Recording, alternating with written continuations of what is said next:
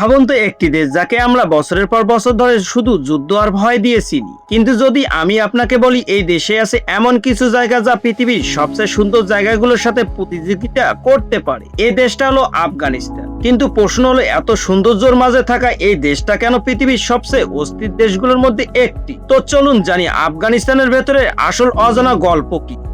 আফগানিস্তান দক্ষিণ ও মধ্য এশিয়ার একটি স্থল বিস্তৃত দেশ। এর রাজধানী কাবুল। যদি মানচিত্রে দেখা হয়, আফগানিস্তান পৃথিবীর মাঝখানে একটা তালা দেশ। চারপাশে 6টা দেশ: Iran, Pakistan, Turkmenistan, Uzbekistan, Tajikistan আর চীন। এই 6টি দেশের মাঝে আফগানিস্তানে কোনো রকম সাগর নেই।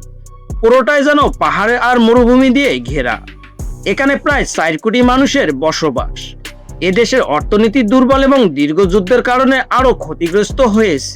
2026 সালের রিপোর্ট অনুযায়ী প্রতিটি মানুষের মাথাপিছু আয় প্রায় $600, যা বিশ্বের সবচেয়ে কম আয়গুলোর একটি।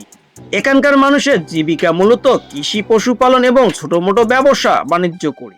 আফগানিস্তান মানেই শুধু যুদ্ধ না, এই দেশটা প্রাকৃতিক দিক থেকে অসাধারণ। সুন্দর হিন্দুকুশ পর্বতমালা যা পুরো দেশটাকে ঘিরে রেখেছে, বন্দে আমির নীল পানির একাধিক হ্রদ যা দেখতে যেন স্বপ্নের মতো। 25 উপত্যকা, শান্ত পাহাড়ে ঘেরা এক স্বর্গীয় স্থান। এখানে শীতকালে বরফে ঢেকে যায় পাহাড়গুলো। এই দৃশ্য দেখে আপনি বিশ্বাসই করবেন না, এটা কি সেই অদেখা আফগানিস্তান?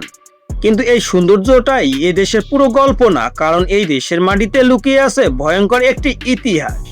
আফগানিস্তানের কিছু জায়গা দীর্ঘদিন ধরে সংঘাতের কারণে ঝুঁকিপূর্ণ, তোড়াবোড়ার পাহাড়ি এলাকা যা এক সময় বিশ্বজুড়ে আলোচনায় ছিল। হেলমান্দ প্রদেশ, যেখানে বহু বছর ধরে যুদ্ধ হয়েছে। কাবুল শহরের কিছু এলাকায় যেখানে অতীতে বিস্ফোরণ ঘটেছে। এই জায়গাগুলো মানুষের কাছে ভয় আর অনিশ্চয়তার প্রতীক হয়ে রয়েছে এখন হৃদয়ে। আধুনিক আফগানিস্তানের জন্ম 1747 সালে।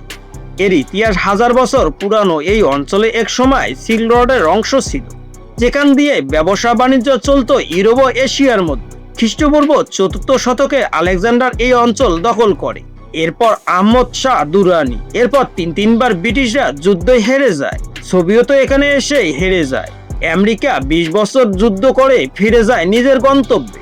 তবুও কাউকে এ দেশ দখল করতে পারেনি, কারণ আফগানরা কখনোই বাইরের শাসন মানে না। পাহাড় তাদের দুর্গ, স্বাধীনতা তাদের রক্তে। এই কারণে অনেকে আফগানিস্তানকে বলে grave of the empires. Afghanistan শুধু যুদ্ধের দেশ না, এটি সংস্কৃতি ও ইতিহাসে সমৃদ্ধ বামিয়ান উপত্যকা, যেখানে একসময় বিশাল বৌদ্ধ মূর্তি ছিল। এই দেশ প্রাচীন সভ্যতার অনেক চিহ্ন বহন করে। অনেকে মনে করেন এই দেশের মাটির নিচে লুকিয়ে আছে অসংখ্য অমূল্য ধন সম্পদ।